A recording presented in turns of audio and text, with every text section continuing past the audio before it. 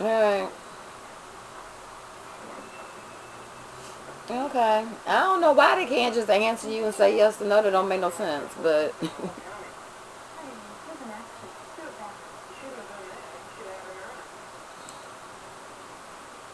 okay. Alright, Chicken Little is sitting here on record. The room is empty and I'm just waiting. In the meantime,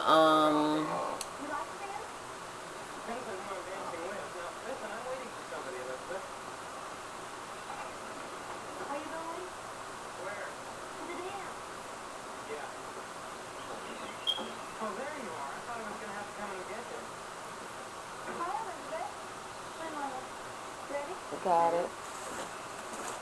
Alright, Chicken Little. If I have any problems, I'll text you or send you pictures like usual. Alright. Bye bye.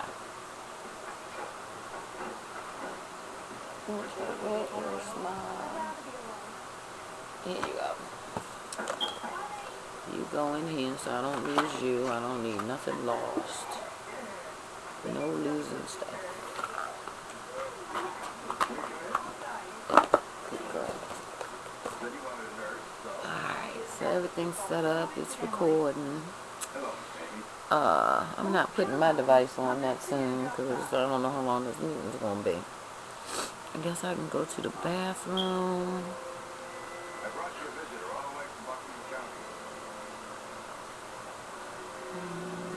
There's my sound. And my sound is up.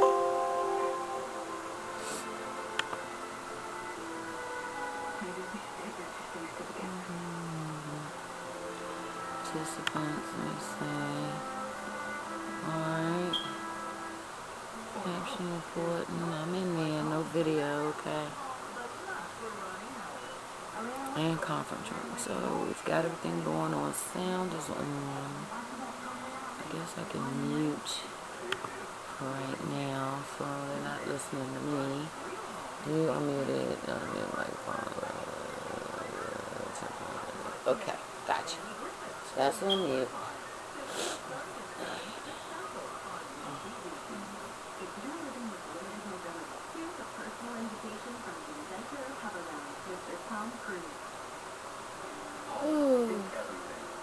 And about 5 minutes before the meeting, I'll go out there where it's quieter, okay?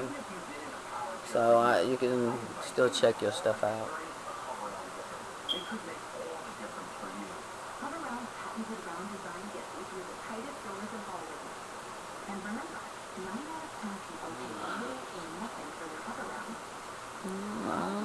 Got everybody going on.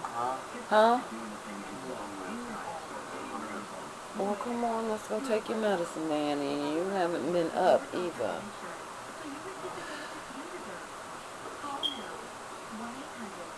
Well, come on, because I've got this I've got to do. There we go. Okay, stand back there. Okay, good. This sound is on.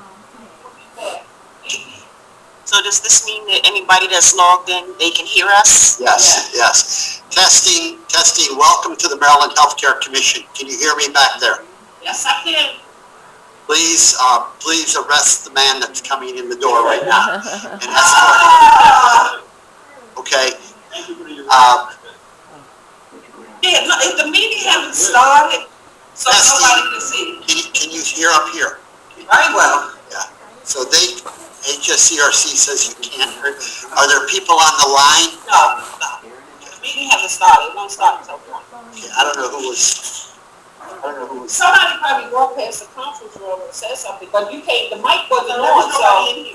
Okay. You heard those. I can't. But the mic wasn't on. I was trying to bring it on. Somebody was logged in, but no. Somebody was coming in to speak. I'll tell you what. I'm gonna turn this off, and I'm gonna close it. Well, it's 12:40 now.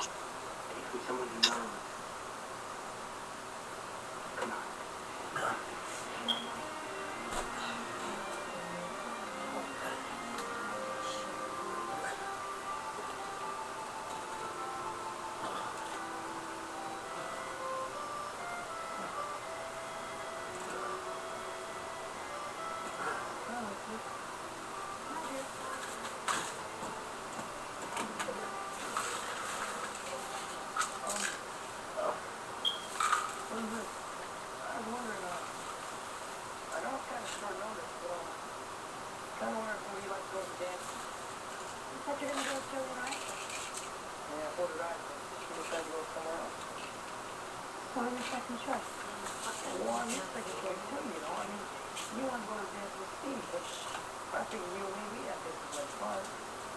Even if we don't want the person we want to be with in the first place. And, well, it's better to stay at home.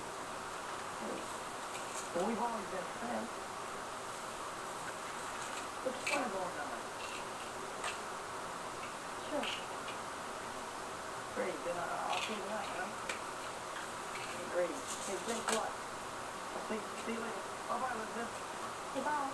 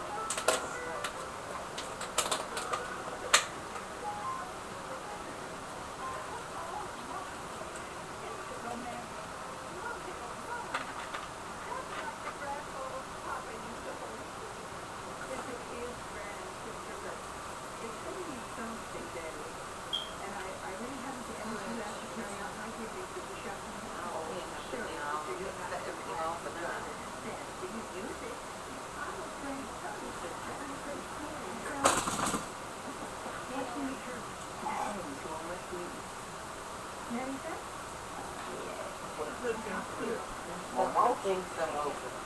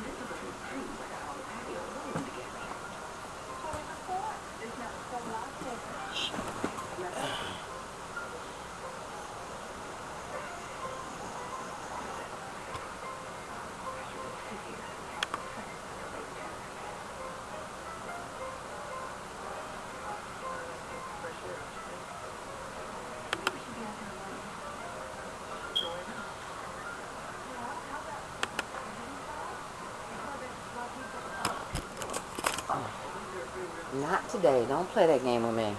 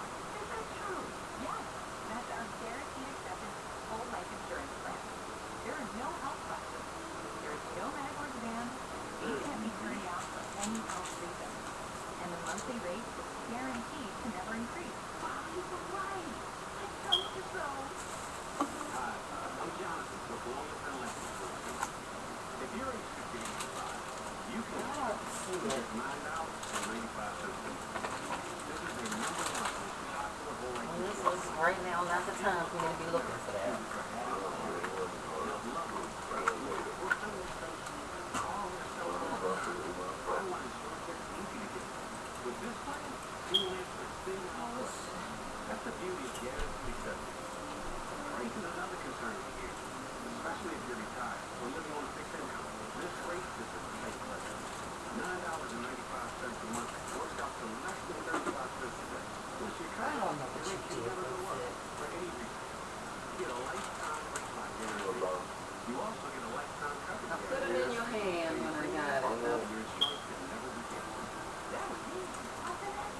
Right now that thing's recording. What?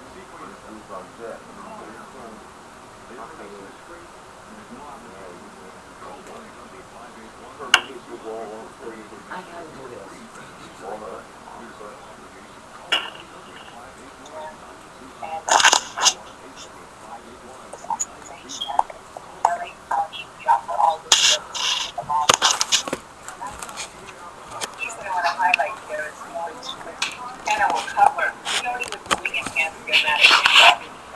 Oh, sorry, baby.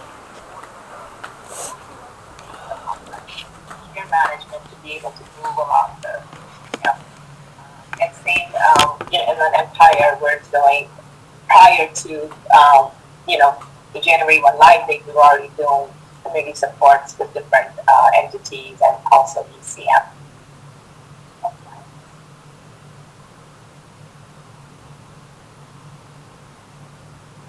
as mentioned, we've had this partnership for years prior to the initiative of Cali, but of course have continued on with the implementation of Cali community supports and enhanced care management. And under the community supports model, we are weekly. This is an interdisciplinary care team.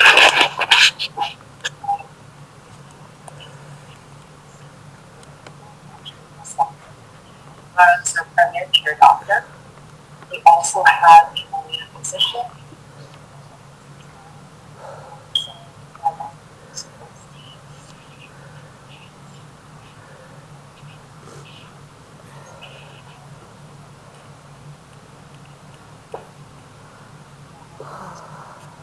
Set up the second device at 12:52.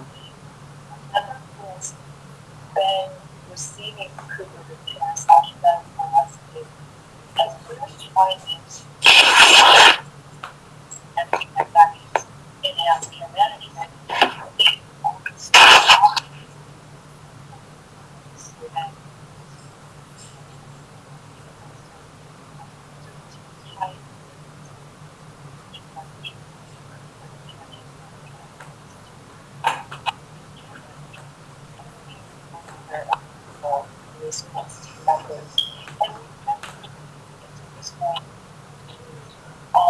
It just such a crucial part of the partnership, and also ensuring that we're really fleshing out member aspects of it. It's I'll touch over to the future, but before I do so, I just want to add it's just been such a fantastic partnership.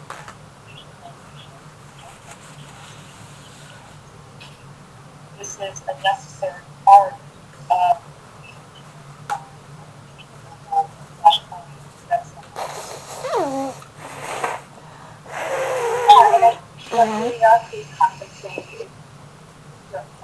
Miriam, I believe your mic is on.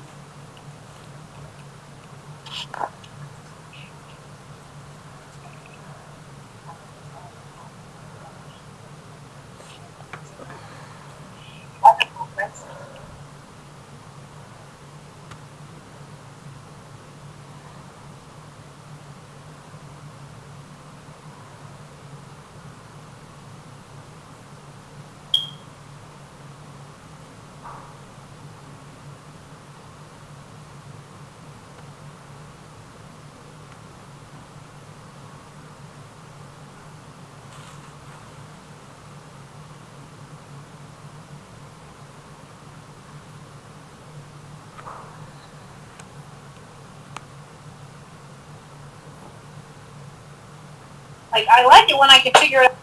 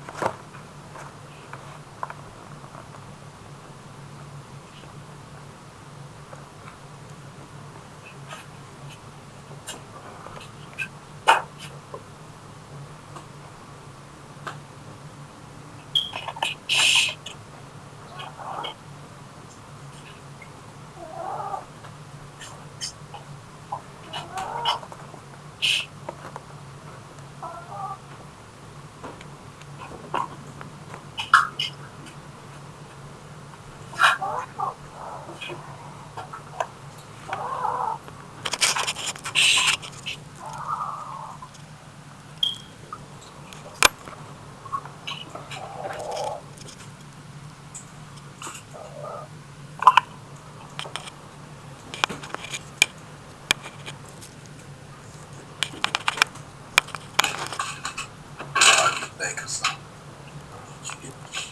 You could go.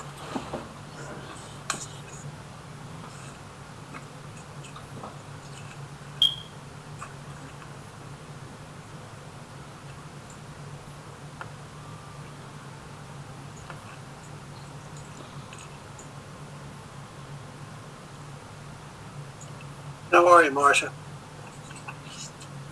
Hi. Good morning. Good to see you. Good to see you.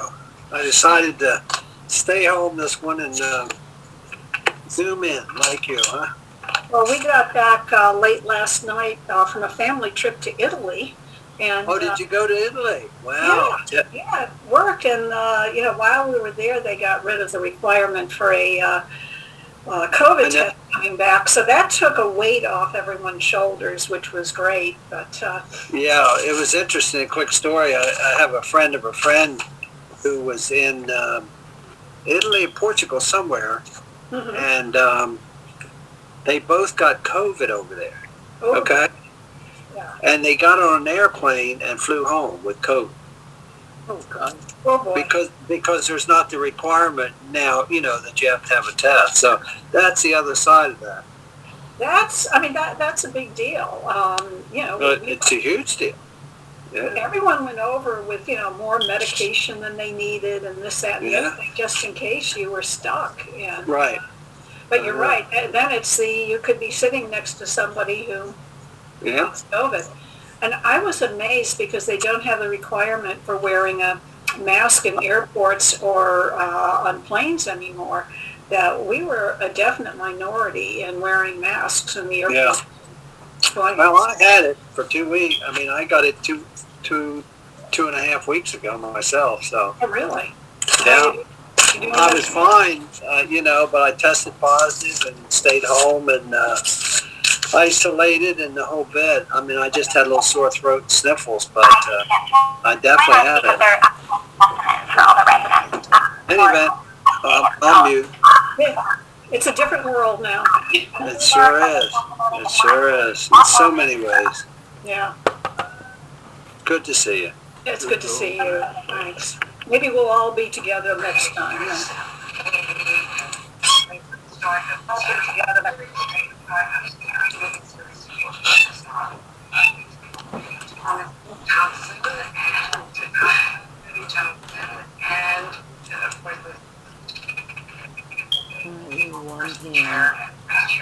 Currently 1 p.m.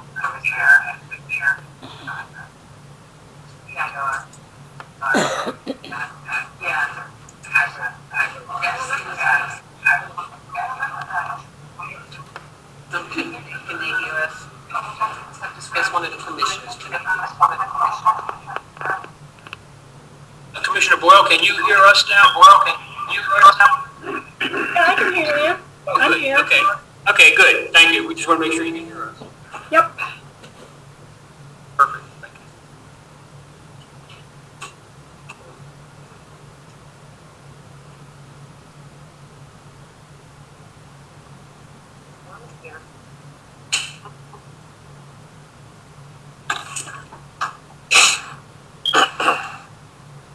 Here. It's not here. It feels more comfortable over here.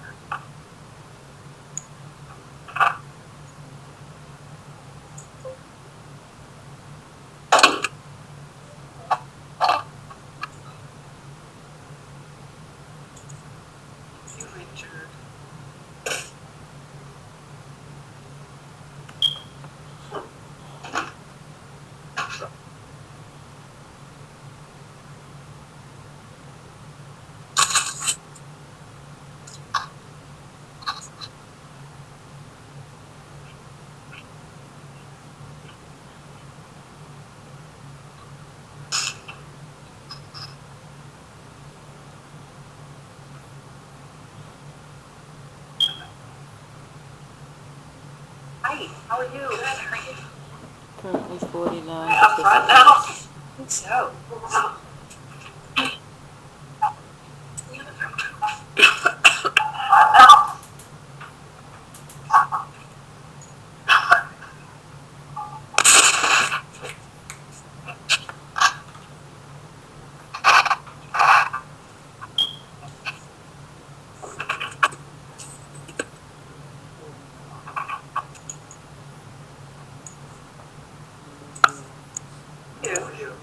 Good to see you. How's Ben doing? She's good. She just graduated from the kindergarten. First grade pretty soon. Good. Kids home for the summer? I know your wife's glad about that. You too. Yeah. How long they be home till August? Yeah. Are you going to? Maybe go to, go,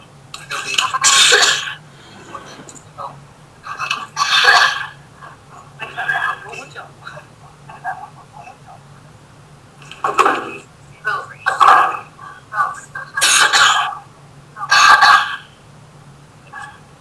this is for the, dig it tour.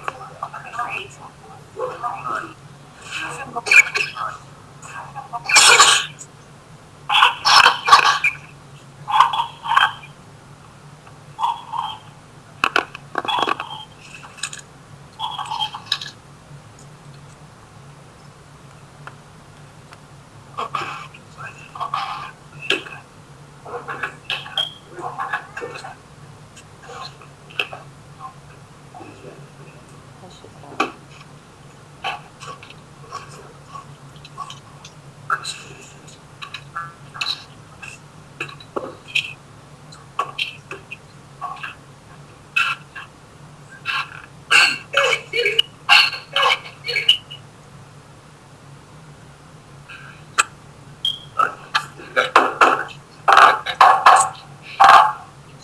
Good afternoon, everyone. Start time 1:04 p.m. I'm okay. We wanted to confirm with you. You and I talked about rehab. We wanted to confirm with you. We talked about rehab. Yeah, okay. Just making sure. Because I communicated that. I said you said no, and so Everyone can put themselves on mute. That would be helpful. Yeah, ask him. He said no. No, they. Thanks. Bye-bye.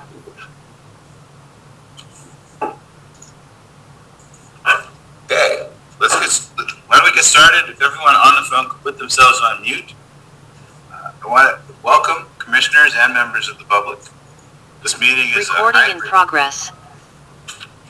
This meeting is a hybrid commission meeting. There are several commissioners in room 100, and the rest of the commissioners are participating via Zoom. Wood and I are the several commissioners. We encourage all the commissioners to come and join us in person. Given that this is a hybrid meeting, additional ground rules continue to apply. I will begin with a roll call of commissioners. During the meeting, I will ask that the people speaking identify themselves before speaking so that the commissioners and the public will know who is talking and have the same knowledge of those of us in room 100. All commissioners are unmuted and may speak. The public and most staff should self-mute and should not speak unless recognized by the chair. Due to the possibility of background noise, I ask the commissioners and others mute their phones when they're not speaking. As demonstrated right now, if someone could mute their phone. Great. For this meeting and in future remote-only meetings, we will post documents that will be acted on or discussed at least a day in advance, and members of the public will have time to download them before the meeting begins. We will continue to provide advance notice of how to register for and dial into the meeting by posting that information on the homepage of the Commission's website and on our various social media channels. I'll now call the roll. Commissioner Akintade? Present. Welcome. Commissioner Bendari? Here. Commissioner Boyer? Here. Commissioner Boyle? Here. Commissioner Edom? Commissioner Edom? Here. Here. Oh, I apologize. Commissioner Prabat? Commissioner Prabat? I'm here. Thank you. Sorry about I'm that. here. Thank you. Sorry No about that. problem. No problem.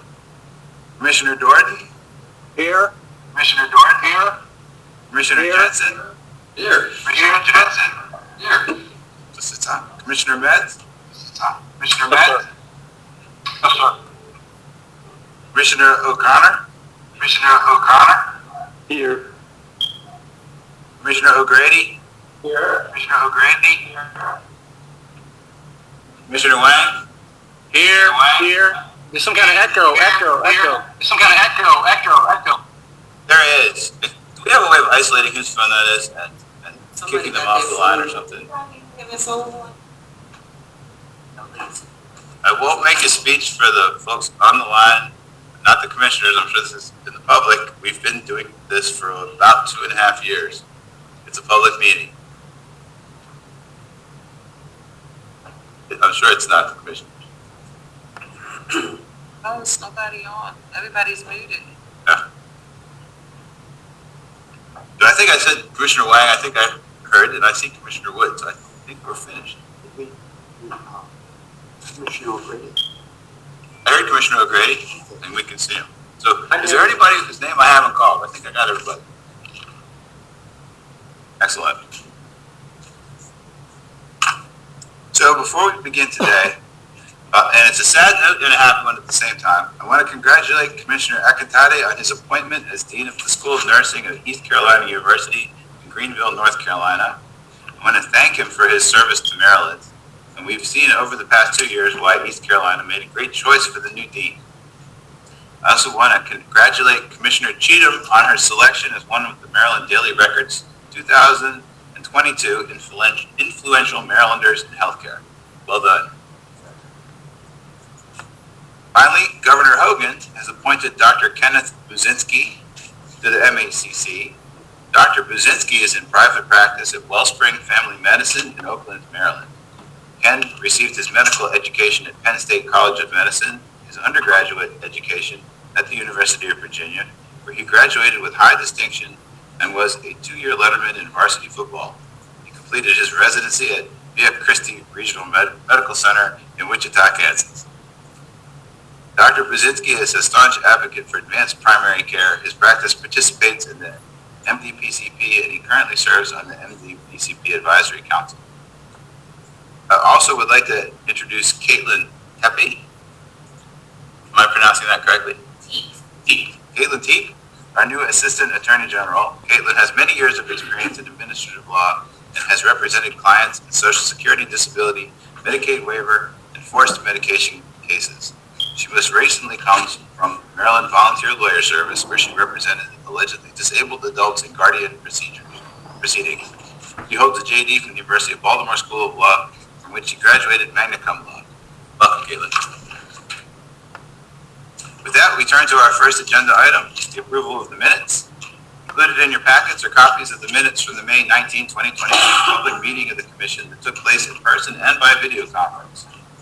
I will entertain a motion to approve the minutes. So moved. Thank you, Commissioner Jensen. Do I have a second? I'll second Commissioner Akintade. I will take Commissioner Akintade as second. Thank you. Any discussion? All in favor? Aye. Aye. Aye. Are there any opposed? Aye. Are there any opposed? Unopposed. Great. Unopposed.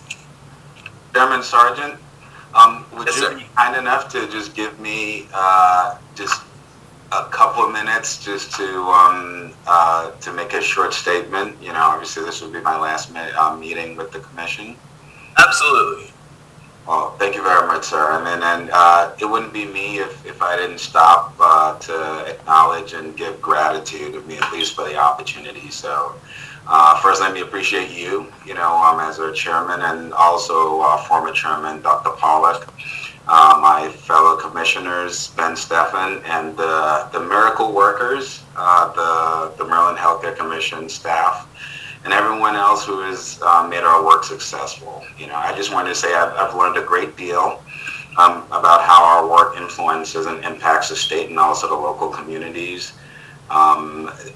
Just working with this group over the last couple of years has really broadened my scope in terms of the legislature, policy, social determinants of health and health equity, payer systems, how the academic and clinical practice, creates opportunities for sound decision making, and how our decisions have been able to increase or further increase access to healthcare for Maryland residents.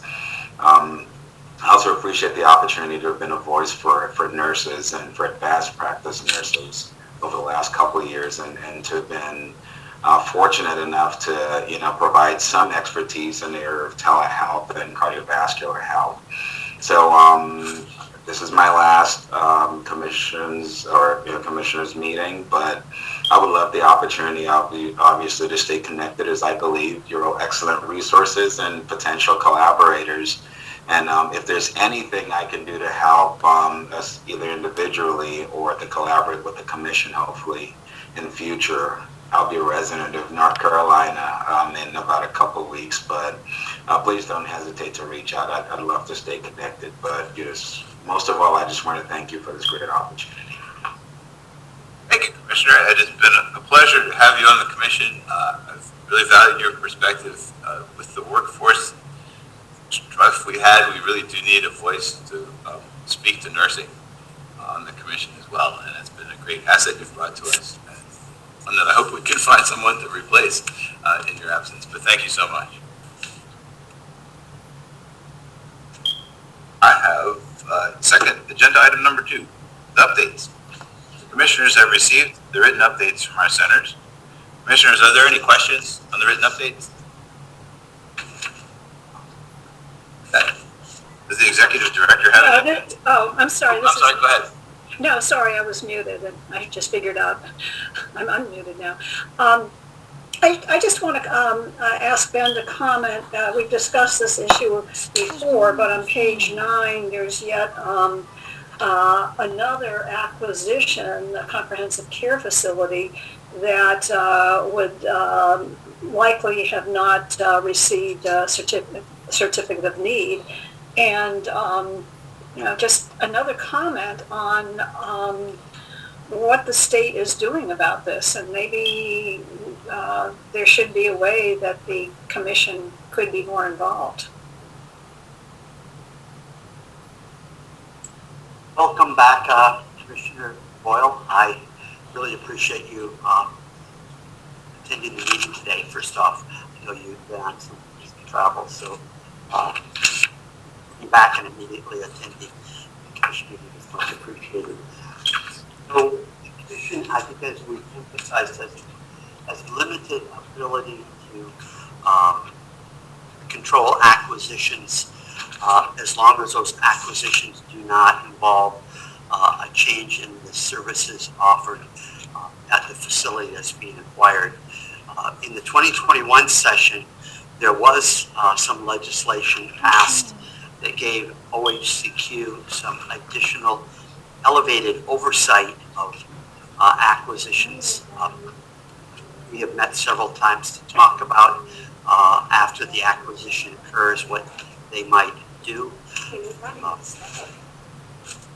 how that's going. I think I would reserve any comments on that until we've gotten enough to report on that. I think the point that I would also raise, acquisitions are raising a number of thorny issues. When issuing decisions, when they Wednesday, you're supposed to hear them on that day. In the days y'all division best.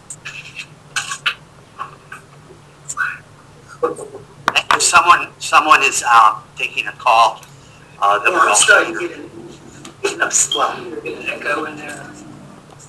It's somebody's phone. I can try turning it down. Hey, Val, I'm doing something. Try turning it down. Madeline, you're echoing through.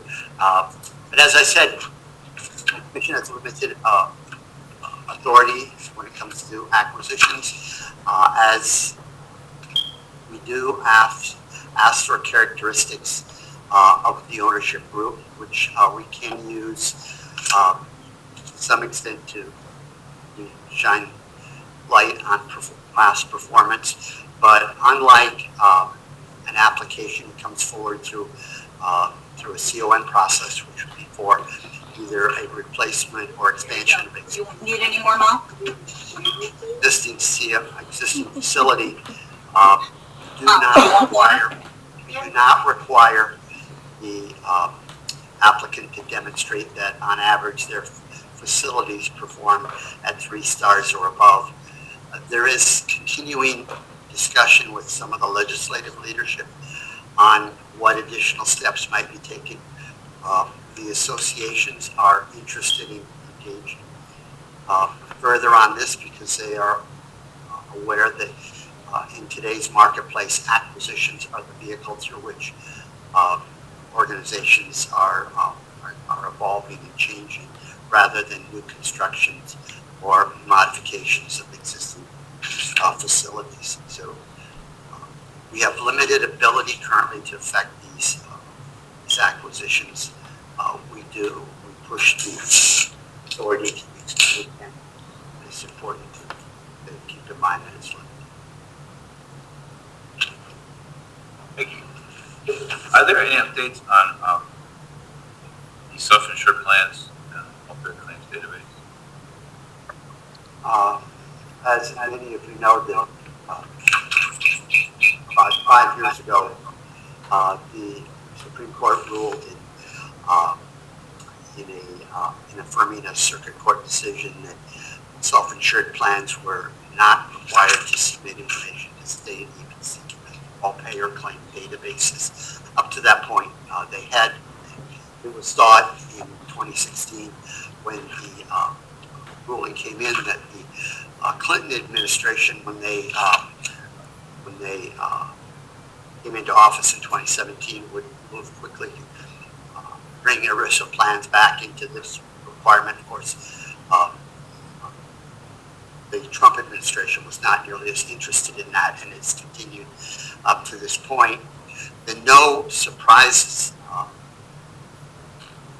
Bills Act of 2020, which was signed by President Trump in the last few days of his administration, did provide for work groups on trying to figure out where common ground could be identified so that ERISA plans would begin submitting. The work group did send a set of recommendations. It will require some action on the Department of Labor to compel that submission.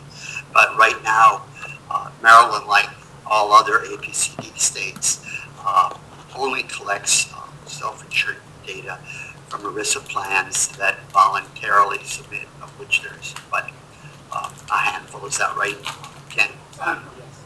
So a handful of smaller plans do submit, but most of the plan administrators, which would include large insurance companies, are reluctant to push real hard on their self-insured employers to participate in the data collection. We don't know. Clearly, there are lots of issues on the administration's mind right now. And as far as I know, we've not heard of any action once the work group issued its report. So it's before the Department of Labor. That's correct. Are there any other questions?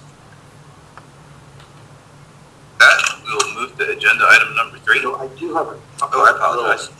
I'm sorry, I didn't give you the chance to ask. Notice I wanted to bring up the commission raise your awareness about.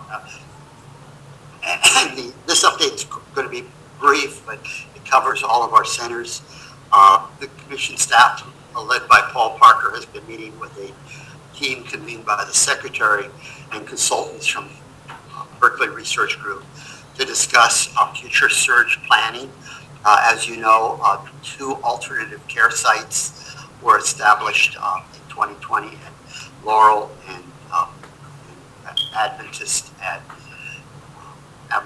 Tacoma Park, in which COVID positive and COVID recovery patients were treated. Laurel is now closed. The plans are for Tacoma Park to also end service by the end of the year. The Secretary has a vision that more regional-based surge hospitals would be identified, and Paul and the team from the department and BRG are working to come up with some recommendations on a surge plan that would be considered by the Secretary and implemented before the next potential surge, which there are worries about coming in the spring. This would not require any direct action on the part of the Commission. In all probability, there is a small chance that an emergency CON would be needed. But the goal of this is really to look at existing physical capacity that could be brought online, which would not require, in all probability, CON, emergency CON. More to come on that. In terms of innovative care delivery work that David Sharp and his team have really worked through over the last 2 years, has finally come to fruition with the announcement by CMMI just this past week that track 3 of the Maryland Primary Care Program has been approved, and actually RFI has been posted that will allow practices currently not in the program to seek to participate in track 3. Track 3, you're going to hear more about that next month when we'll ask Chad Perman as well as David and his team to talk about the key elements of it.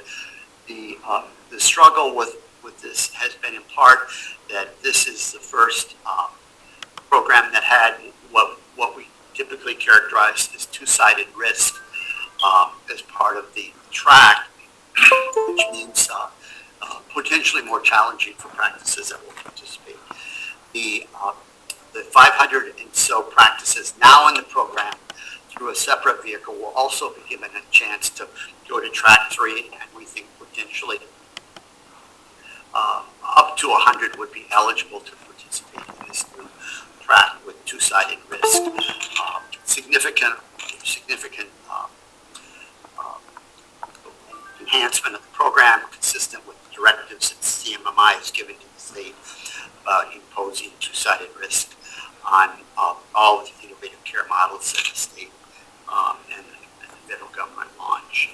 Along that same vein, Ken Yates Trotman and his team have been working to implement our two-sided incentive arrangements that were passed by the legislature this past spring, also known as the Care First bill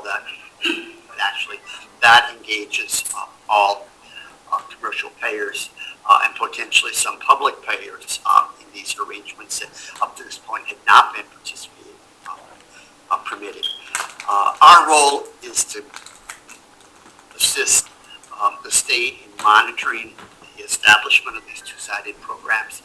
And Ken and his team began meeting last week with the first of what we anticipate will be all of the large payers in the state to discuss the collection of the information that we will need to assess the efficiency and quality of these programs. Some of you who are here know that in our data collection regulations, which largely focus on collection of claim data, and this type of data collection would not be that. It would be likely collected at the practice level. We do state that before we embark on this, we will engage the payers and other stakeholders on any plans. So although the first report is not due until December of 2023, we think it's appropriate that we start planning for this data collection now. At the last meeting, I did also mention that the Secretary had reached out to us to talk about taking on the leadership role in a work group that focuses on preventing workplace violence in healthcare settings. We had suggested that MHCC and the Maryland Patient Safety Center collaboratively convene this work group. Secretary Schrader agreed to that arrangement. and we're going forward. Teresa Lee and the quality team, along with the Patient Safety Center, and I will be meeting next week to start laying out this process. Because this is a statutorily mandated group, the state will, through the department, will solicit membership to this work group. We will not pick it ourselves, but want to bring the commissioner's attention to that, because I will be sending out the link on who else can participate, people who would like to volunteer to participate. We anticipate a relatively limited number of meetings, because it's to focus on a public awareness campaign as opposed to actually implementing a public awareness effort. So on that report is due by December of 2022. Lastly, in terms of activities, someone told me this morning, the MHCC assignments from 2022, those are all proceeding pretty much according to plan. A number of procurements have been either put out to assist in identifying consultants. The three that I would note right away, because those are activities that are due by the end of the year. Those focus on potentially new insurance mandates on sexually test kits, home test kits for sexually transmitted diseases, expansion of the in vitro fertilization authority existing in Maryland law, and potentially the consideration of physical therapy as a covered similarly to primary care services in the state. All of those we need to acquire an actuarial firm to assist with that work. We also have a couple of other efforts that have been, at least procurement processes, completed. They include the interstate telehealth study, which is due, that's in some ways couples with our larger telehealth analysis is due at the end of 2022. This would look at whether, what sort of expansions, if any, the state might consider in making out-of-state providers eligible to provide telehealth services.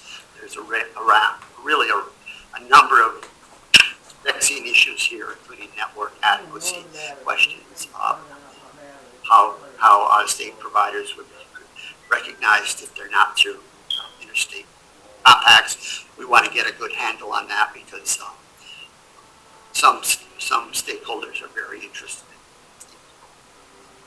it. And then lastly, we've talked about the public health data utility, which is, I like to call it is the Health Information Exchange version 2. We've gotten responses to getting some assistance in thinking about the evolution of the health data utility in the state, perhaps with an eye towards learning from what's happening elsewhere. Clearly, the HIE proved its muscle during the COVID-19 pandemic, and consequently its role in public health has been expanded. We think more formalization needs to be put into that process, rather than a more kind of ad hoc process that ensued in the course of the last 2 years. So lots of things going on, and 3 more small procurements to affect these studies that we've been assigned are under the process. That concludes what we're doing. Probably it's taking up a lot of staff time. For no fucking reason. Thank you. That's quite a bit. Chairman. Did anybody have any questions on Ben's follow-up additional items? Mr. Chairman. Go ahead. It's Commissioner Metz. Just a broad question regarding one of the bills that impacts the part of the industry that I work in. Is the commission staff taken any steps yet on the assisted living bill 636 that was passed, Ben, regarding the 9 or fewer beds in assisted living? It was a quality initiative. Yes, Commissioner Metz, we have started to reach out for representatives. I'm not apparently no one has reached out to you. We'll correct that after the meeting, but we are moving ahead with planning. And I believe the staff, as I mentioned, is working on getting some assistance from an outside vendor to help with this survey about what other states are. Okay, I appreciate it. I think it shows I think it's effective date in October, so I was just wondering.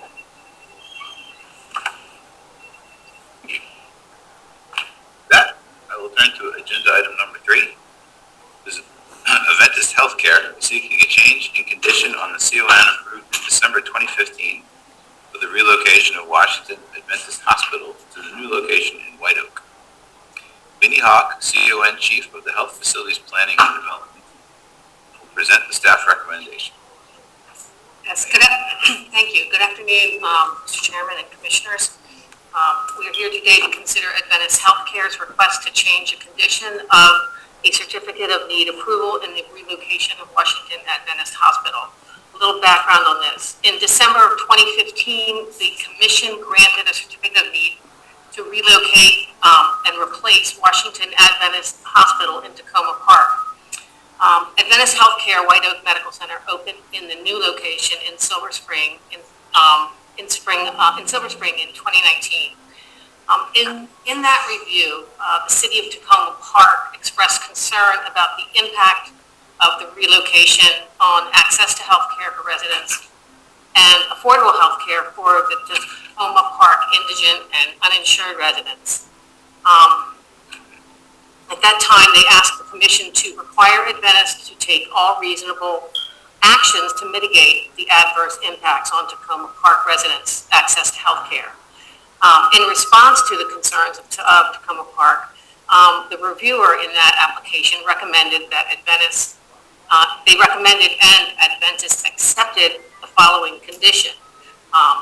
Adventist Healthcare must open an urgent care center in its Tacoma Park campus, coinciding with the closure of general hospital operations on that campus. The urgent care center must be open every day of the year and be open 24 hours a day. Adventist Healthcare, Inc. may not eliminate this urgent care center or reduce its hours of operation without the approval of the Maryland Healthcare Commission. The urgent care center opened in August of 2019 in the former emergency department space of the Washington Adventist Hospital Center, and it has operated 24/7 since the initiation of services. Adventist invested approximately $450,000 in startup and marketing costs. In July of 2021, Adventist came to the Commission requesting a change in that 2015 condition.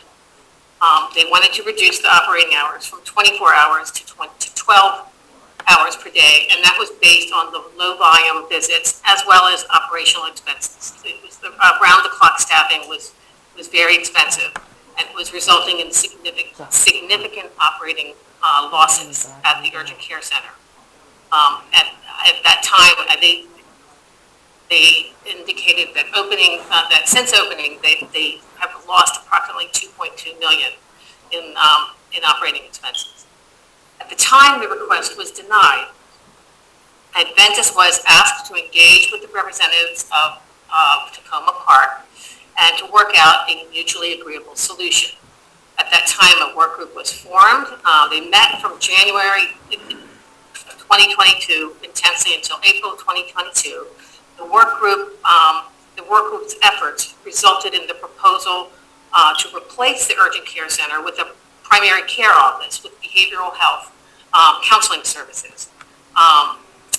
And so the proposal, the medical office, this primary care medical office will be in the medical office building in the former Washington Adventist Hospital campus.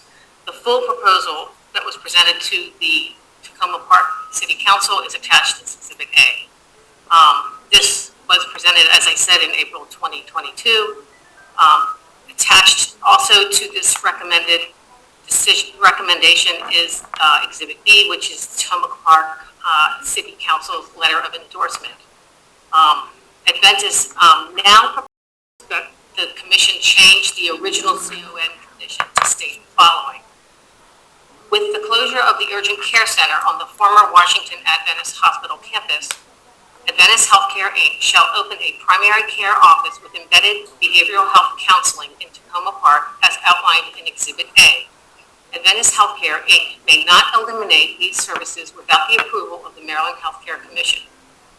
In addition to the proposed modification to the condition, Adventist has agreed also to donate physical space to be used as a location for a behavioral health crisis response center in Tacoma Park. As far as the review and the recommendation, going back to the original proposal in July, it did not address the long-term issue of how they could improve availability and accessibility of healthcare facilities and services, as well as improve outcomes and manage chronic care conditions for Tacoma Park residents. Staff believes that in the proposed condition, a primary care office will promote wellness, will focus on management and prevention rather than episodic urgent care center visits, and also primary care providers are the largest referral source to behavioral counseling service, so it makes sense to integrate those services to streamline the referral process. For those reasons, staff believes that the primary care office with behavioral health counseling will better meet the needs of Tacoma Park as well as Adventist. Staff recommends the Commission approve the request to change the condition, the urgent care condition on the CON as proposed. And with that, I'll take any questions. And with us today, present on this matter, for the City of Tacoma Park, we have Mayor Kate Stewart, we have Deputy City Manager Jessica Clark. For Adventist Healthcare, we have Dr. Marissa Leslie, Adventist Medical Director of Behavioral Health Services, Mary McNamara Ward, Adventist Vice President, Physician Network Operations, Kim Emerson, Adventist Director of Behavioral Health Integration, and Andrew Nicholas, Adventist Deputy General Counsel. Welcome, and I'd like to thank everyone for their work on this, on behalf of both Tacoma Park and on Adventist side as well.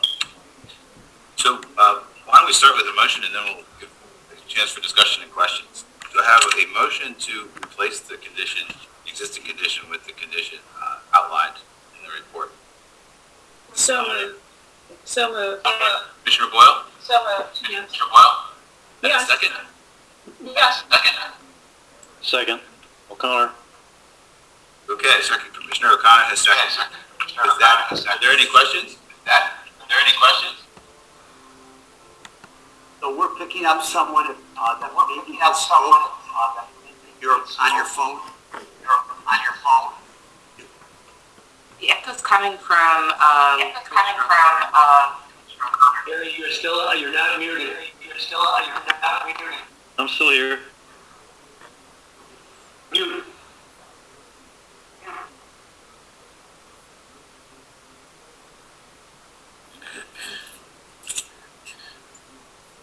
This is Commissioner Bhandari. Go ahead, Commissioner.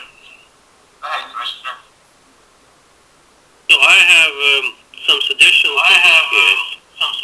in this case. One is to see a primary care physician sometimes is very difficult. So will it be possible if patients have walked in that primary care facility can be seen? I know they have a limit of I'm afraid, Commissioner Bhandari, I'm afraid the echo is hard to follow. Bear with us. He's the only one that's on the phone. Can't pick up the people that are on the phone. That's correct. Right, if they're on their phone, they have to mute after they finish talking. Everybody else is muted.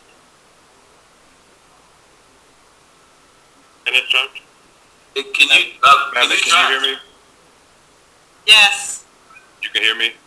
yes.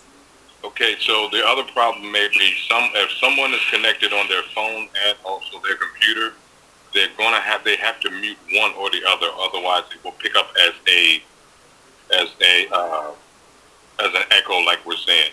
So I don't know if someone is connected on their computer and their phone, but if they are, one has to be muted or else it's going to pick up an echo as we'll get.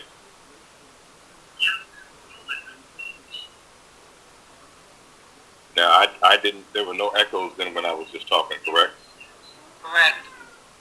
Okay, yeah, somebody, somewhere we have a dual, you have two mics open in the same location, or it's picking up that way.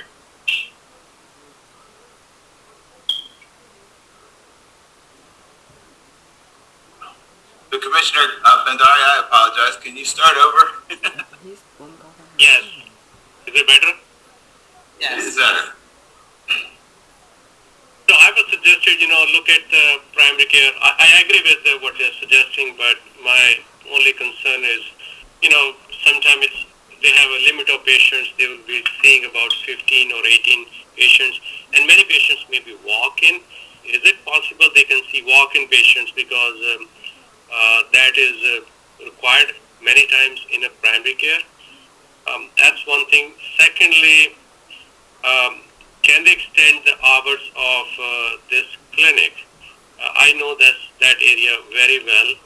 Most of these patients are working. They have to take time off, especially with this time due to inflation and all these things going on. And many of them are, contract laborers. So it may be hard for them to take time off during the daytime. Maybe extend hours from 8 a.m. to 8 p.m. or maybe have the clinic open 7 days a week. And the third one is, it will be very nice if they can have a lab draw station on the premises. That will save a lot of time and hassle for those needed patients. Thank you. Would we like someone from Adventist to respond to that? I'd like to give them the chance if they would like to. Yeah. Sure. I think because the proposal is Monday through Friday, 8 to 5, but they do have a 24/7 access on call with a live person to respond. I don't know, honestly, operationally, I'm not sure that the proposal addressed about walk-in patients or not. So I would have to defer. So that would, the walk-in patients would be scheduled for a visit, or if they could be them in that day, they would, what it says. Okay. Someone was from Adventist, I think, was about to speak. You're welcome to. Great, thank you. Andrew Nicholas with Adventist Healthcare. What Ms. Hawk just said is accurate. For as far as walk-ins, there's no prohibition on walk-in patients. We would certainly engage with anybody who came in and work to get them seen as quickly as possible. If we could schedule an appointment that day, we would do so, of course. But if there was no availability, we would schedule them as soon as possible. And I missed the last part of the question. I'm sorry, I couldn't quite hear. Sure. So the practicality is, if you call a primary care physician, they will get busy. And it takes about 4 weeks, sometimes 6 to 8 weeks to see these patients. It takes a long time. So that was my rationale of asking, if they can have longer hours where they can see more patients or 7 days a week. And second thing is, most of these patients in that area are people are working. So they have to take a time off to see clinic, which is going to be difficult, especially with the current environment. If they have hours like weekend hours, which makes easier. And the last question was a lab draw station on premises. If they need a lab workup, the blood can be drawn at the premises. Great, that's right. So yes, regarding the hours, we are going to start with these basic hours, but while we assess the demand in the area. However, another commitment that we've made with Tacoma Park is we are going to engage with them if the commission approves, this proposal. We will engage with them on sort of a letter of intent or an MOU on a number of specific items of interest, including data sharing and things of that nature, and the potential for either expanded hours or a community clinic is going to be one of those items that is discussed. But to start with, we are going to start with our traditional hours while we assess, the demand for services in the area. And then there is a lab in the building that we have proposed to move into on the first floor. And so that our plan is to develop a relationship with this lab in order to refer patients right down there for that work. If we hit a higher volume of patients, then we can bring that service directly into the office. We will not start out with that service right there, but if we do hit a higher volume, then that is something that we can and will do. Thank you for that. Is Adventist is open to have hours on the weekend also as the time goes? We're open to it to kind of see what the demand is, and then potentially even maybe there's a separate kind of community clinic that we could discuss with the city as well. What the details of what that might look like, we'll have to be assess that, figure that out with the city through further discussions. Thank you for that. And many clinics like this one, they may have a dispensing pharmacy also where they can give patients antibiotics or common medications. That's something to look at that also. This patient population is very they really need a lot of medical help. I will say they are medically underserved population in that area. Yep, that's I think we tend to agree with you. That's why we think this will be a very good option and provide a valuable service for them. Thank you. Thank you, Commissioner. Are there any other questions? Oh, Commissioner Jesse? Yes. Thank you for the great presentation. So if I understand this correctly, I mean, essentially swapping out, an emergency department 24/7 for more limited hours on a primary care with behavioral health. So what input or feedback did we get from the suggestion that was something that they needed? Well, what they did is they put together a work group comprised of this Tacoma Park City Council as well as Adventist executives. I'm not sure. I'd have to look and see in terms of the work group. It looks as though there were council members that represented Ward 1, Ward 2, Deputy City Manager, and then various folks from the council. So I'm assuming, I have to believe that the ward members were reaching out to their community. The community representatives were part of it. Correct, yes. And Commissioner Jessen, last summer, it was actually, the ER was traded for an urgent care center. Okay. And then they came back last summer that the urgent care center wasn't working out. And closed it. And the commissioner at that time denied it, but they went and they've negotiated with the community to bring back this proposal with the community support. Thank you. Are there any other questions or comments? With that, I'll call a vote. All in favor of the motion? Aye. Aye. Aye. Aye. Aye. Are there any opposed? Are there any? I take that as none opposed. The motion unanimously passes. Thank you, Vinny. Thank you to Adventist and to the city of Tacoma Park. Thank you. We'll turn to agenda item number 4, the MHCC Advisory Council. In January of 2019, the Secretary of MDH requested MHCC to convene an advisory council to advise the Secretary and the Program Management Office of the Maryland Primary Care Program on continued evolution of the program. Anene Onyabor, Program Manager in the Center of Health Information Technology and Innovative Care Delivery, will present a nomination for the Maryland PCP Advisory Council. Anene, please proceed. Thank you, Mr. Chair. Good afternoon, Mr. Chair and Commissioners. Today, I'll be presenting a health system representative nominee for the Advisory Council. Next slide, please. The MDPCP is a voluntary program to the total cost of care model by enabling primary care providers to have an increased role in preventing and managing chronic disease and reducing unnecessary hospital utilization. Next slide, please. Some of the Council's key activities include gathering data from MDPC participants and beneficiaries to support issue research, making recommendations to be included in the state's annual report to CMS on the MDPCP, and considering operational improvements to the MHCC. Next slide, please. MHCC provides administrative management and support services for the Council.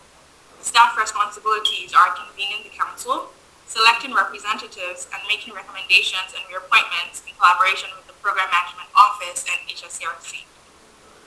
Next slide, please. The Health Systems Representative nominee is Dr. Peter Lopresti, a board-certified internist and fellow of the American College of Physicians.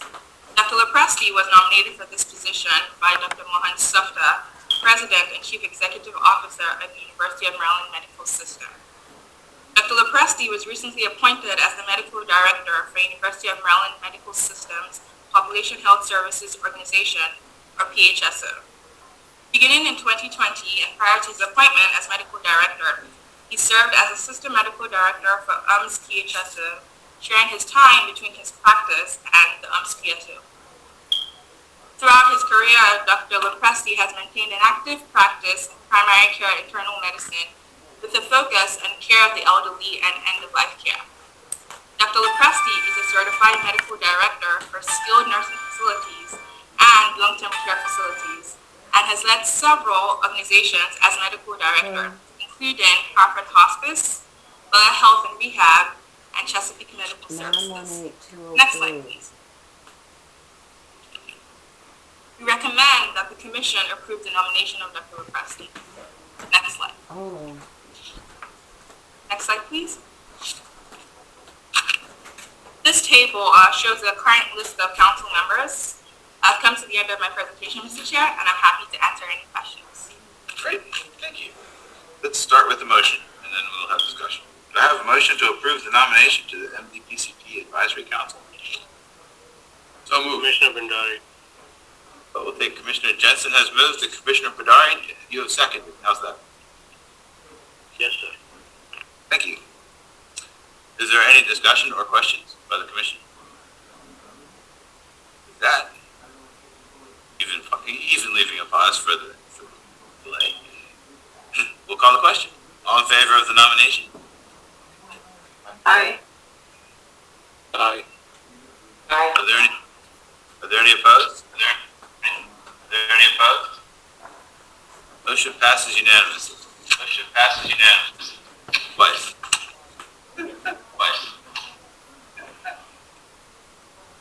Thank you, Nathan. Turning to agenda item number 5, we have a presentation on Maryland Hospital Performance Update.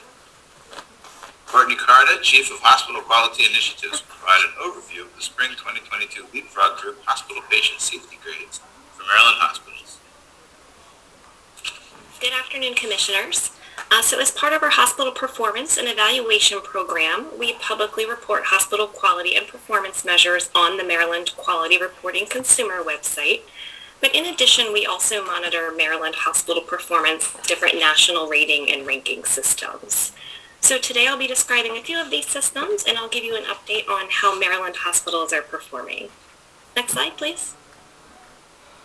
So just for a little bit of background, there are a number of national hospital rating systems that measure various aspects of healthcare quality. For example, some focus more on overall quality, others focus on patient safety or specialty care, but there really is no gold standard for rating hospitals. Each system has a slightly different goal, and there are wide variations in the methodologies. So this means that one rating system is not necessarily indicative of another. So for example, one hospital may perform very well on patient safety grades, but their overall score on another rating system may just be average. So that's important to keep in mind. We just have to be clear on our interpretation and what exactly it is that we're looking at for each of these different rating systems.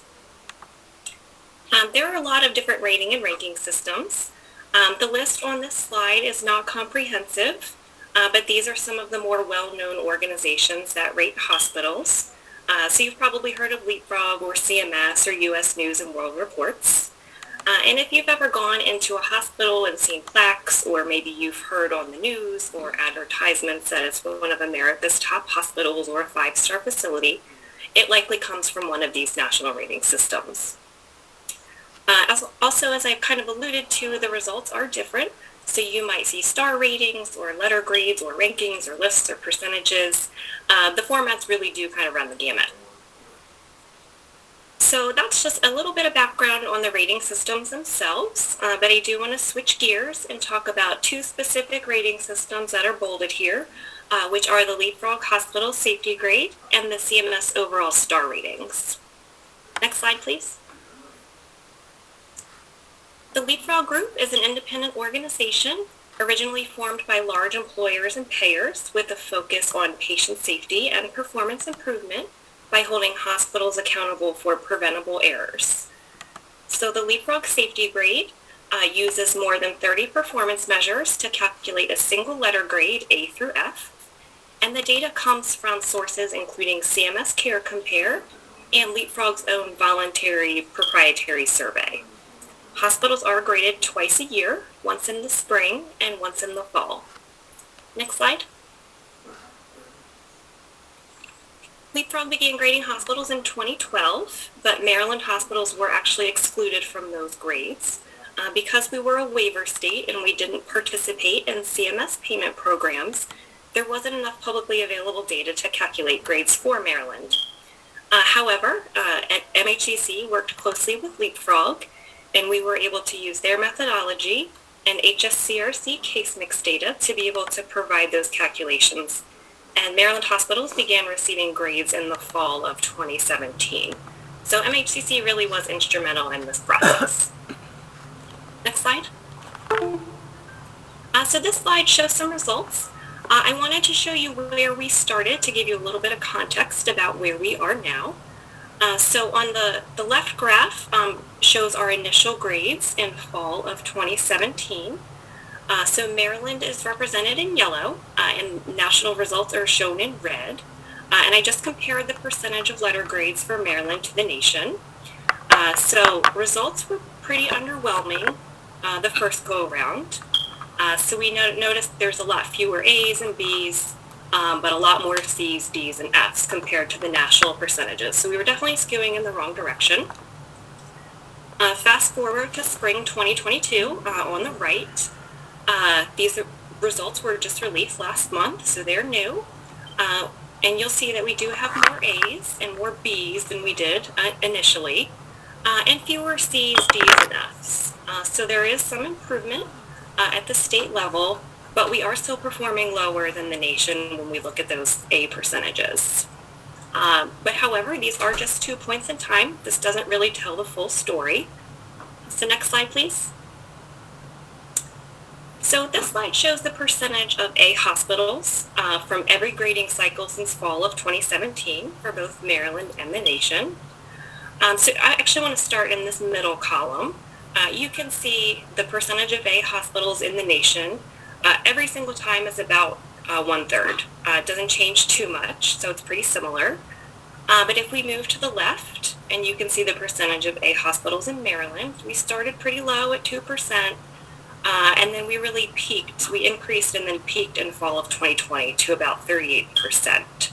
And then after that, we slowly started to see some declines, and we're back down to 17% of A hospitals. And the column on the right just shows our national rankings. Again, this is based on the percentage of A hospitals. We started pretty low, 4th from the bottom, peaked at 16, and then now back to 39th.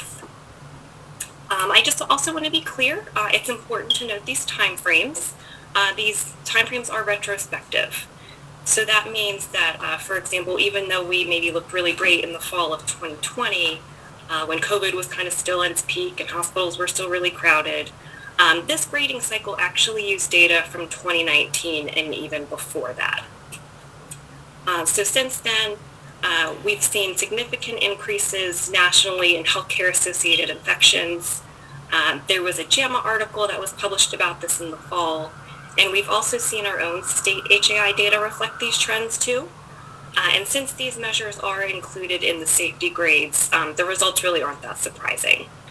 So this is just the nature of quality measurement. It does take some time to start seeing changes, either good or bad. Next slide, please. And this slide just shows kind of the same information that was on the previous slide, but in a different way to look at some changes over time. So the graph on the right shows the national percentages of grades over time, and it's pretty steady. But the graph on the left shows Maryland. So you can see D's and F's, which are shown in the blue and black lines, have decreased and they've stayed pretty low. But if we look at the green, red, and yellow lines, that represents A, B's, and C's, those really have varied a lot over the past 5 years. And before I move on from Leapfrog, I just want to point out that CMS is considering suppressing a number of patient safety measures that Leapfrog uses for these grading calculations. So this means that the data may not be publicly available. It may affect how Leapfrog grades are calculated in the future. And we don't know what will happen, but it'll be something that we're paying attention to. Okay, next slide, please. So I also wanted to talk about the CMS overall star ratings. You've probably heard of them, they're very common. And in contrast to the Leapfrog safety grades, where it's more of a narrower focus on patient safety, CMS gives hospitals a star rating, which is based on a summary calculation of a variety of different metrics. So it's more of a broader rating. So the scale is 1 to 5 stars, with 5 being the best. So they do look at patient safety and patient experience like Leapfrog, so there's some overlap. But they also consider things like mortality, readmission, and timely and effective care. Star ratings are an annual measure. The most current star ratings are from April 2021. So the data that's used for these calculations are from 2019 and prior, nothing later than that. However, the next release is scheduled for July, so once we get those results, I will include that in the commission update for your reference. Next slide, please. So this chart shows the percentage of hospitals based on the number of stars. Again, state results are in yellow and national results are in red. So we can see that for 1-star and 3-star facilities, Maryland performance is really similar to the nation. However, almost 40% of Maryland hospitals are considered 2-star. And we have fewer 4 and 5 stars relative to the nation. Next slide, please. So nationally, this ranks us as 40th out of 55 based on percentage of 5-star hospitals. We also compared ourselves to part of the Mid-Atlantic region, and we rank 4th out of 6 surrounding states and territories. And we also looked at data within the state, but we didn't really notice any relevant regional trends or too many differences by size or type of hospital to be able to report. Next slide. So a little earlier, I mentioned that the results from one rating system aren't always indicative of another. So this chart just shows an example of that. So I took the results from the latest star ratings, which again were in April 2021, and I used the fall 2020 hospital safety grades because the time periods for these measures were the most similar for both rating systems. So the columns show the hospital safety grades, the letter grades, and the rows show the number for the star ratings. So when you look at this table, you can really see that there's a mix across these different rating systems. So not all facilities that received an A safety grade are 5 or even 4-star facilities. In fact, most actually aren't. So it's not necessarily a 1-to-1 ratio. Again, this is because the safety grades use a narrower set of measures, it's a narrower focus, and the star rating takes into account a number of other measures. And I also wanted to mention too that I included some appendix slides if you're interested in seeing where each individual hospital was rated or graded. So please feel free to take a look at that later on. Next slide. And I wanted to conclude with what MHCC's role is. So part of our charge in the Quality Center is to hold providers accountable through public reporting, but we also want to be transparent with the public so that they have enough information to be able to make informed decisions. There are many organizations and agencies that are focused on performance improvement. HSCRC through payment programs, the Maryland Hospital Association, the Maryland Patient Safety Center, federal QIOs. All of these different agencies do various pilots and targeted interventions. So we do work collaboratively with other agencies when it's appropriate. We can improvement through different types of efforts. So I just listed a couple of examples here. I won't go through everything we do, but a while back we held quarterly webinars for hospital infection preventionists, where we asked high-performing hospitals to share best practices, particularly for those facilities who were struggling. So it was a great way for IPs to get together informally, ask questions in an encouraging and non-judgmental environment. It was informal, and we got really great feedback on that. And then one other initiative I wanted to talk about is that Maryland consistently underperforms in patient satisfaction measures.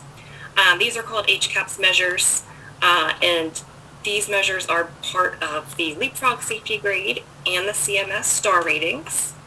So we do get aggregated data from CMS, but what we don't get is any type of detailed data.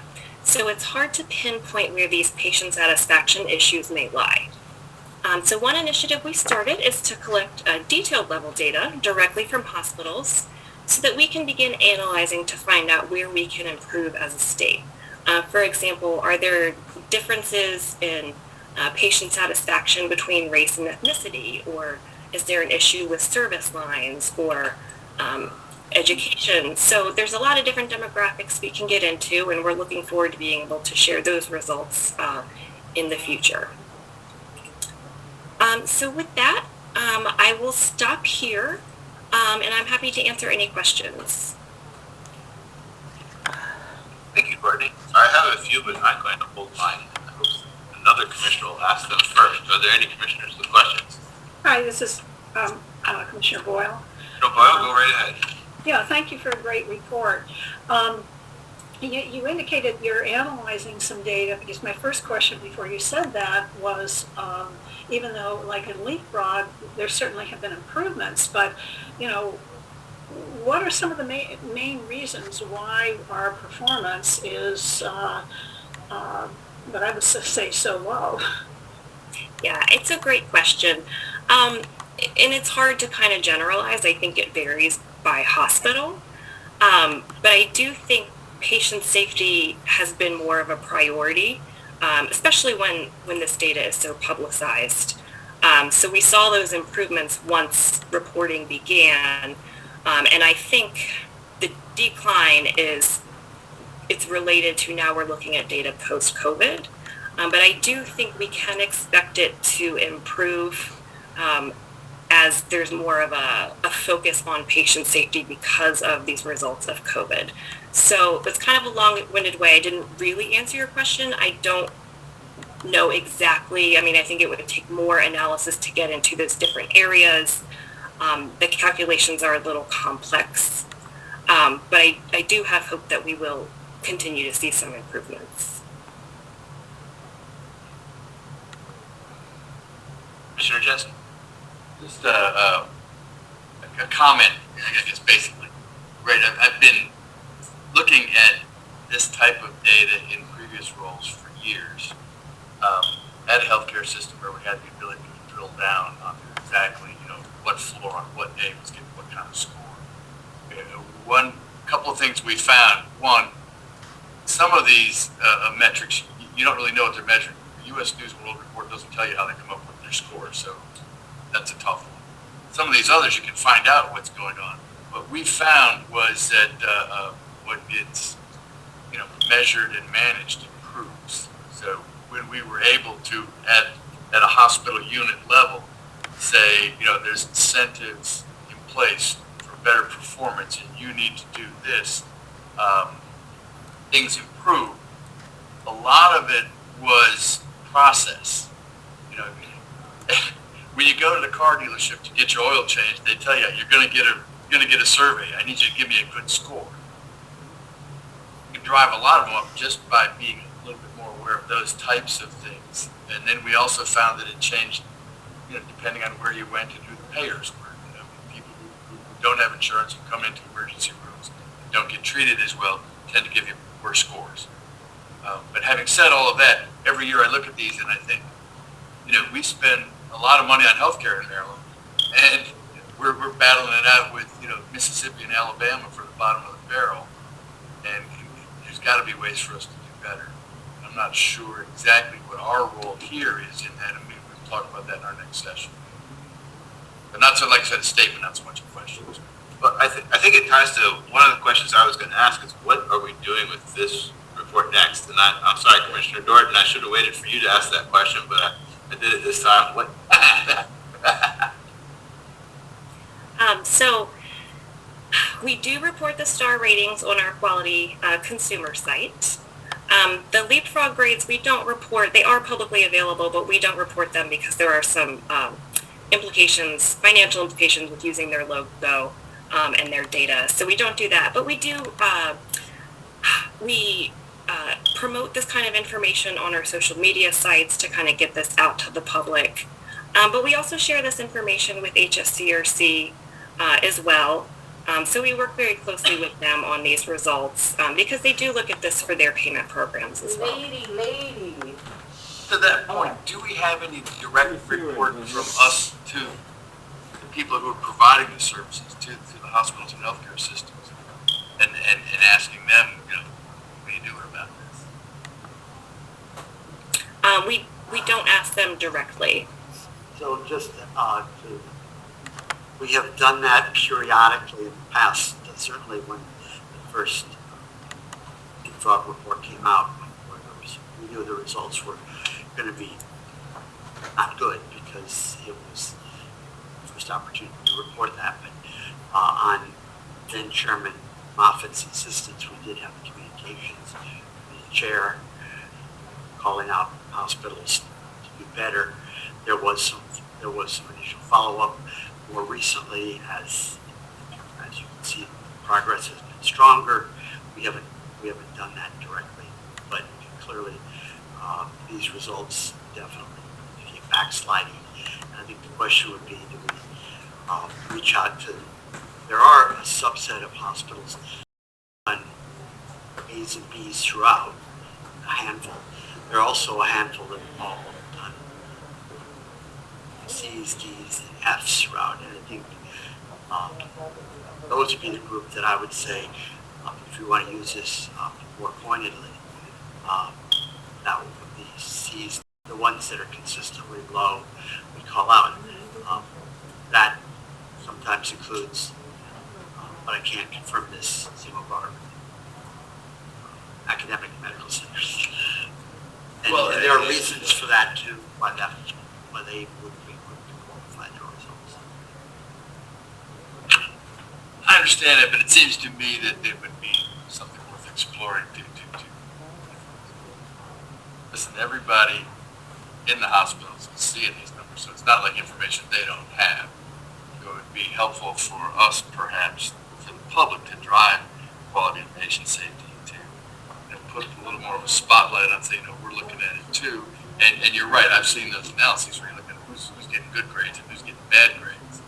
And I think there's a low-hanging fruit there for us to help, sort of with contact and driving that. And so I chaired quality committees for years, and one of the arguments that I just never really like is, we're different, that's why we're bad. It's a tough one to really swallow, especially when you drill down into the numbers. Any other commissioners with questions or not? Yeah, thank you, Randy. It was very interesting report, Courtney. I appreciate your insights. And having lived with it in a past life, you only hear from those that did really well. You don't brag when you got a C or something of this nature. But in looking at all this,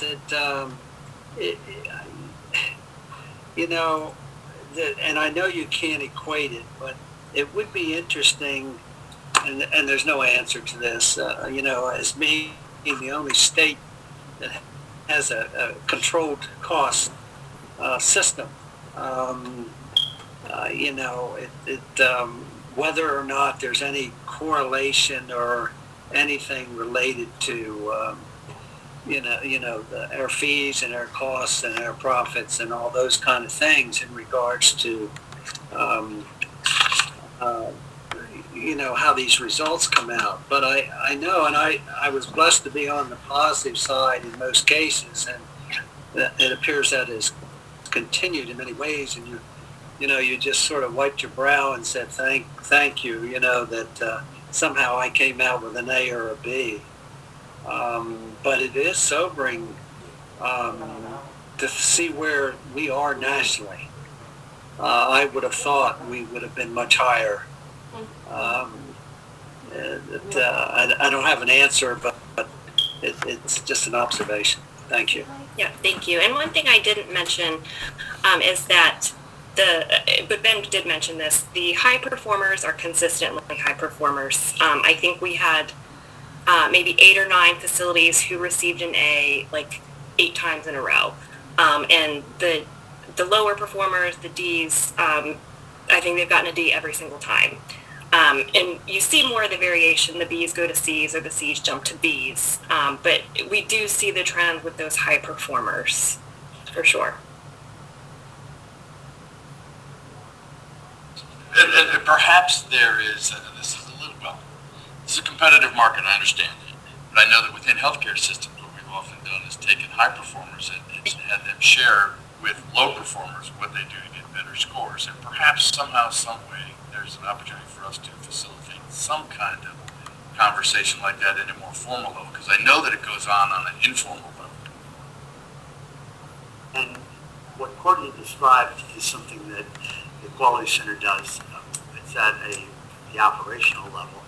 The question is, does it need to be escalated to the chief medical officers and potentially the CEOs, who I'm sure are aware of this, but they're put in a room with their colleagues. It's a little different conversation. Exactly. I know that chief quality officers from various systems have met in the past and shared over dinner. We're doing good on this. Here's kind of how we're doing that. And there's some we've got consistent Ds. I mean, there's a couple of reasons for that. One, you don't care, or 2, you don't know how to fix it. Or 3, I suppose you can't fix it with the nature of your practice. But that one I find generally less. Are there any other commissioners with questions? I have one. I was struck by the comparison of results between the star ratings and leapfrog ratings. And if you eliminate the one entity that got a 1 star and a D, I defy anyone to figure out how the star ratings and leapfrog ratings relate. You could be an A 2 star, you could be a C. Okay, you could be a C 5 star, but you could be a C 4 star. So it seems like I have 2 5-level rating systems that don't predict each other. So are they looking at different aspects of quality such that they're additive and you get 2 ratings together are even more quality? Are they inconsistent with each other? And it seems like either one of these by itself is not doing enough to give the whole picture. So they're just different. So Leapfrog, again, they focus mostly on patient safety. So they look at a number of different patient safety indicators that are available on CMS. They look at healthcare-associated infections. They look at some data through their own survey, which are a lot of process measures. So they're looking at some overlapping data, but not all. So with the 5-star rating, there are different buckets. So there's patient safety, there's timely and effective care, there's mortality, readmission, and those are weighted. Some of those use the same patient safety measures, but they're just weighted differently. So if you're, killing it on patient safety measures, you're doing great. Maybe your weight is very high for that, but your mortality or your readmissions are just terrible. So the 5-star ratings are a really complicated metric. So when you distill it up to a graphic or a logo, it doesn't quite give you all the details you need. So they're just different. It's the best way I can describe it. And what I have heard over the years from chief medical officers and chief quality officers is exactly that they're just different. And they have a lot of pretty significant detailed internal data to say, basically, here's how we measure quality internally. And sometimes it matches up with what these people are measuring. And that's great. And sometimes we think we know more about it than they do, and they're just measuring the wrong stuff the wrong way. It might be interesting for us if we're publishing this information, which if you looked at it would say, not particularly encouraging for Maryland. But if you could harvest some of that internal analyses, it might be helpful for the public too to say, listen, it's not as bad as it thinks, because really smart people in Maryland think that they're measuring the wrong things the wrong way. It seems to me there's a lot to be done with this, and it's besides just putting it out there, because it kind of lands with the thought. Although I noticed on the star ratings, those star ratings weren't particularly encouraging looking either. Like they were consistently mediocre on the star side. Yeah. I mean, one point on the star ratings that is something that Courtney raised, which you pointed out, which is that on patient satisfaction, Maryland hospitals do very poorly, so poorly that CMMI has called out the state to do better on that. One perplexing feature is that it does seem patient satisfaction across nursing homes and with health plans in Maryland also seem to be lower than, say, national averages.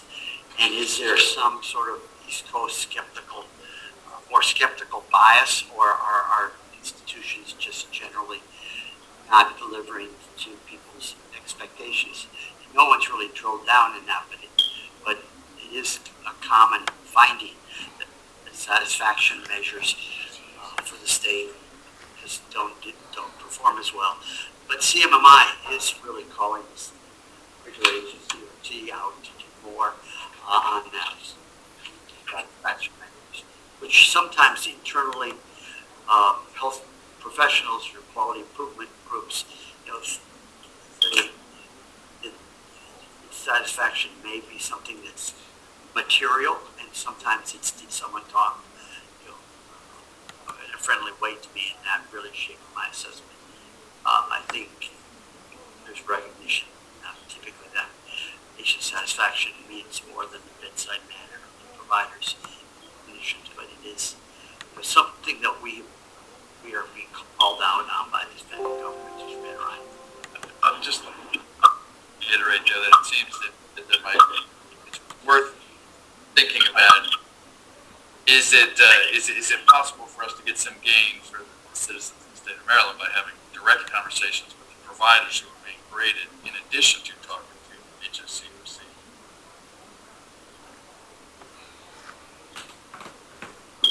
It does seem like some thought we're going to, I understand we're not publishing leapfrog, so may flight others, but where we're putting ratings out there, making sure we'll understand what they're supposed to do with them. Right? Like, don't use them for all purposes, but they're good for these purposes. It'd be good if people just knew that there's all these different kinds of rating sources. They all measure different things in different ways. You can be really good on one and bad on another. And we do try to be clear with that. We have a resource guide on our website that talks about that, just so people know what they're reading. And, you kind of have to take all these readings with a grain of salt. Thank you. Any other questions or comments by the commissioners? Thank you for your report, Courtney. Thank you. With that, we've got agenda item number 6. Overview of upcoming activities. And let's share the upcoming activities for July's meeting. Sure. So I covered a couple of ones already. We'll have a lengthier review of the MHCC program, including performance to date, as well as an overview of Track 3. We hope to have 2 of our designation entities appear to cover documents that we need approval on. One is the Patient Safety Center. We are constructing an MOU, given that Patient Safety Center will be given a awarded, issued $1 million in state funds from the general funds on an ongoing basis. We're working out that will pass through MHCC, working out the framework for that. CRISP is also ripe for redesignation.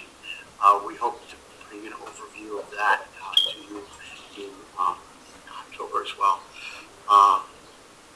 We also will outline to you our plans for really configuring the one element in our data privacy, data release regulations 1025/05, which calls for the creation of a data review advisory committee, which is aligns with the privacy board under HIPAA.